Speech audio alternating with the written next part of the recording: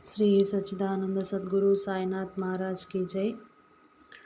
Sri Sai Satcharitra Chapter 28 Sparrows Drawn to Shirdi. Lakshmi Chand, Barhanpur Lady, Megha. Preliminary. Sai is not finite or limited. He dwells in all beings from ants to insects. From ants and insects to the god Brahma, he pervades all. Sai was well versed in the knowledge of Vedas as well as in the science of self realization. As he was proficient in both these, he was well fitted to the Sadguru to be the Sadguru. Anyone though learned but not able to awaken the disciples and establish them in self realization, does not deserve to be called a Sadguru. Generally, the worldly parents give birth to the body, but death invariably follows life.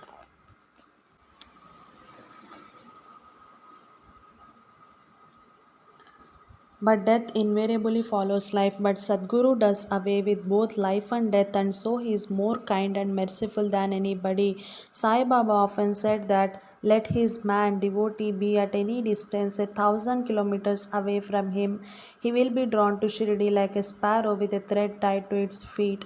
This chapter describes the stories of three such sparrows.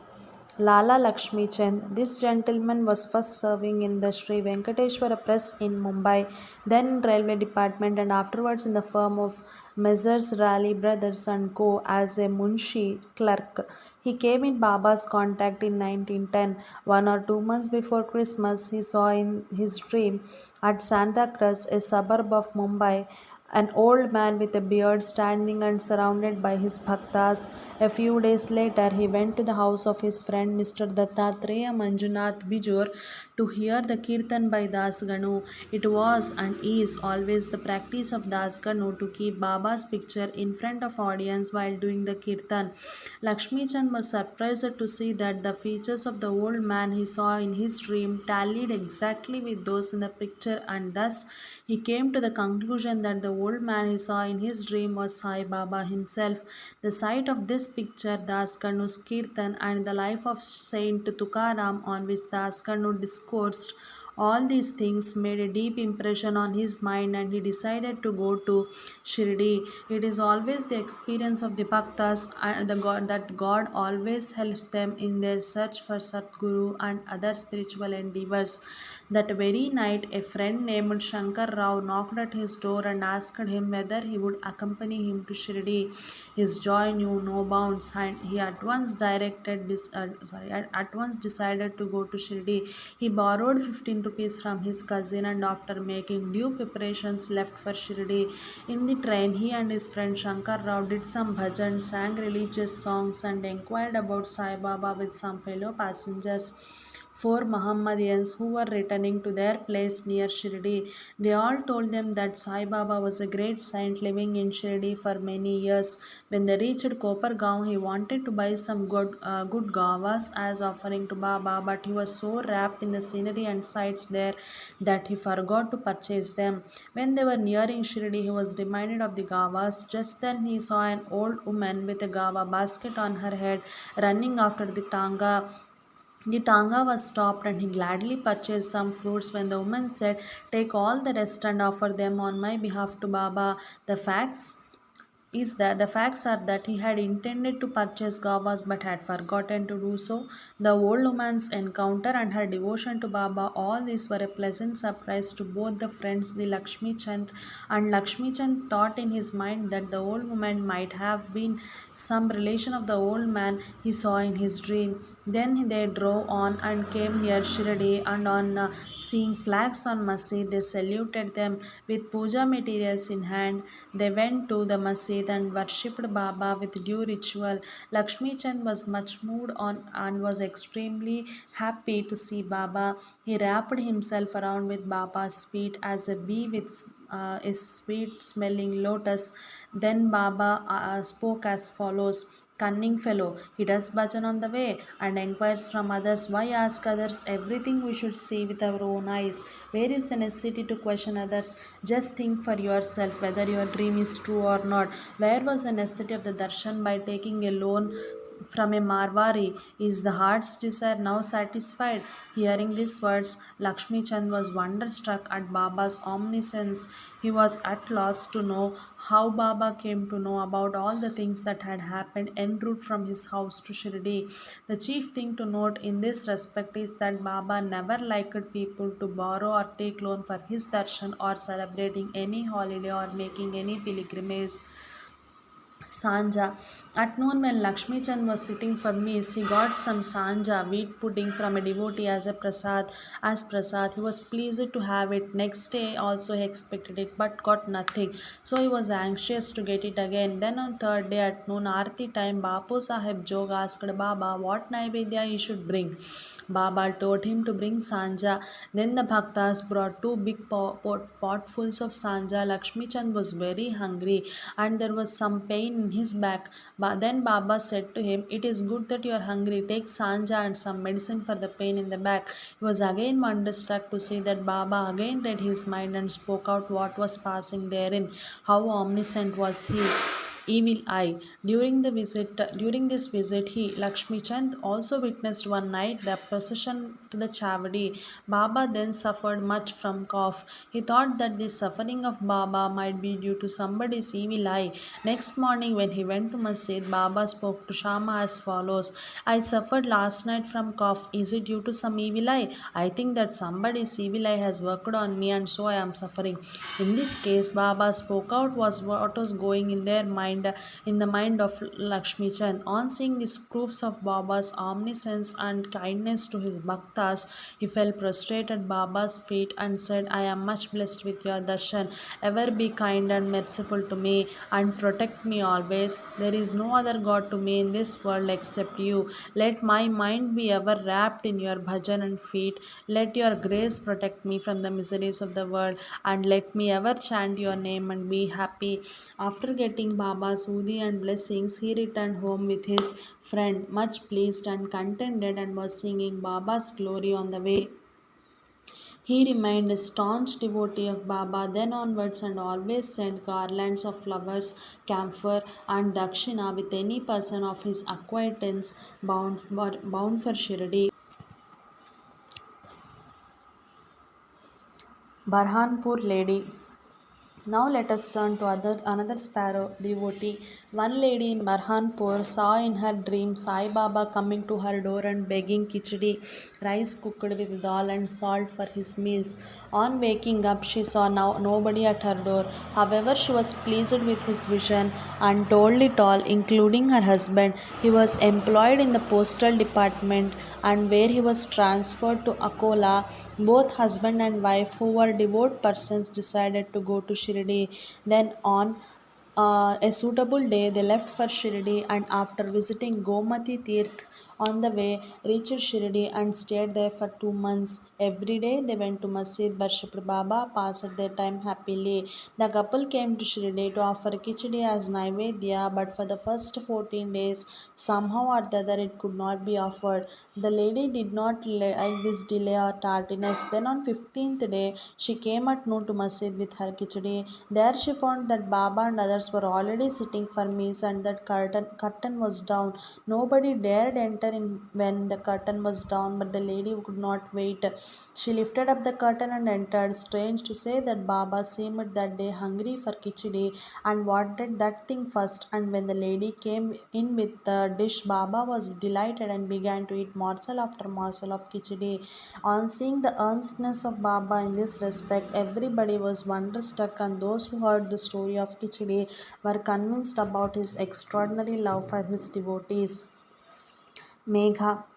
Now let us go to the third sparrow. Megha of Viramgon was a simple and illiterate Brahmin, cook of Rao Bahadur H.V. Sathe. He was a devotee of Shiva and always chanted the 5 syllabled mantra Namah Shivaya. He did not know the Sandhya nor its chief mantra, the Gayatri. Rao Bahadur Sathe was interested in him, taught him the Sandhya and the Gayatri. Sathe told him that Sai Baba of Shirdi was the embodied form of God Shiva and made him start for Shirdi. At Bharuch railway station, he learned that Sai Baba was a Muslim and his simple and orthodox mind was much perturbed at the prospect of going to a Muslim, and he prayed to his master not to send him there. His master, however, insisted on his going there and gave him a letter of introduction to his Sathe's father-in-law, Ganesh Damodar alias Dada Kelkar at Shirdi to introduce him to Sri Sai Baba. When he reached Shirdi and went to Masjid, Baba was very indignant and would not allow him to enter. Kick out the rascal, roared Baba, and then said to Megha, "You are a high caste Brahmin and I am a low Muslim. You will lose your caste by coming here. Just get away." On hearing these words, Megha began to tremble. He was wondering as to how Baba had come to know about what was passing in his mind. He stayed there for some days, serving Baba in his own way, but he was not convinced. Then he went home and then to Triambak, Nasik district, and stayed there for a year and a half. Then again he returned to Shirdi. This time, at the intercession of Dada Kelkar, he was allowed to enter the masjid and stay in Shirdi. Sai Baba's help to Megha was not through any oral instruction. He worked upon Megha internally, mentally, with the result that he was considerably changed and benefited. Then Megha began to look upon Sai Baba as an incarnation of Shiva. In order to worship Shiva, bay leaves are required, and Megha used to go miles and miles every day to bring them and worship his Shiva Baba. His practice was to worship all the deities in the village and then come to masjid, and after saluting Baba's Gadi Asan, he worshipped Baba, and after doing some service, shampooing his legs, drank the washing teeth of Baba's feet. Once it so happened that he came to Masjid without worshipping Khandoba, as the door of the temple was closed. Baba did not accept his worship and sent him back again, saying that the door was not open. Then Megha went, found the doors open, worshipped the deity, and then returned to Baba as usual. Ganges bath. On one Makar Sankranti day, Megha wanted to besmear the body of Baba with sandal paste and bath him with Ganges water. Baba was first unwilling to undergo this, but as his repeated request, he consented. Megha had to traverse a distance of 8 course 3 miles 4.8 kilometers going and returning to bring the sacred water from the Godavari river. He brought the water, made all preparations for the bath at noon, and asked Baba to get ready for the same. Then Baba again asked him to be spared from his bath, saying that as a fakir he had nothing to do with Ganges water. But Megha did not listen to him. He knew that Shiva is pleased with Abhishek sacred bath on that auspicious day. Baba then came down came down and sat on a wooden board and projecting his head and said, "O Megha, do at least this favor. Head is the most important organ of the body, so pour the water over that only. It is equivalent to the whole bath."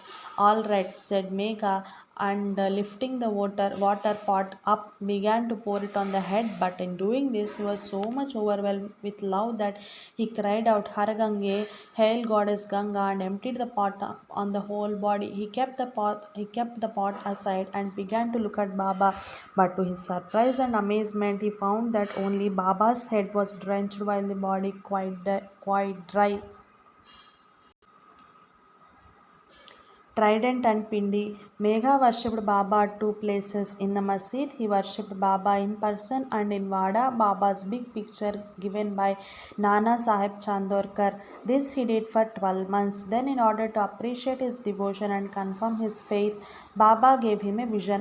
One morning, when Megha was still lying down on his bed with his eyes closed but internally awake, he saw clearly Baba's form. Baba, knowing him to be awake, threw akshata rice grains marked red with kumkum and said, "Megha, draw a trident," and disappeared. Hearing Baba's words, he eagerly opened his eyes, saw no Baba there, but only rice grains spread here and there. He then went to Baba, told him about the vision, and asked permission to draw trident. Baba said, "Did you not hear my words asking you to draw trident? It was no vision, but direct order. My words are always pregnant with meaning and never hollow." Megha said, "I thought you woke me up, but all the doors were closed, so I was doubtful and thought it to be a vision." Baba rejoined, "I require no door to enter. I have no form. I always live everywhere. As a wire puller, I carry on all actions of the man who trusts me and merges in me." Megha returned to Vada and drew a red trident on the wall near Baba's picture. Next day, a Ramadasi Bhakt came from Pune, saluted Baba, and offered him Pindi, a phallic image of Shiva. At this time, Megha also turned up there. Baba said to him, "See, Shankar has come. Protect, that is, worship him now." Megha was pleasantly surprised to see Pindi. Also in the Vada, Kaka Sahib Dikshit was standing with a towel on his head after having taken his bath, and was remembering Sai when he saw a pindi in his mental vision. While he was wondering about this, Megha came and showed him the pindi presented to him by Baba. Dikshit was happy to know that this pindi exactly tallied with the one he saw a few minutes before in his vision. In a few days after drawing of the trident was complete, Baba installed the pindi near the big picture which Megha was worshipping. The worship of Shiva was dear to Megha, and by drawing of the trident and the installation of the pindi, Baba confirmed his faith therein. After continuous service of Baba for many years, doing regular worship and arati every noon and evening, Megha passed away in 1912. Then Baba passed his hands over his mortal remains and said, "This was a true devotee of mine." Baba also ordered that at his own expense the funeral dinner should be given to the Brahmins, and this order was carried out by Kaka Sahib Dikshit. Bo to Sri Sai, peace to be all. Jai Sai Master.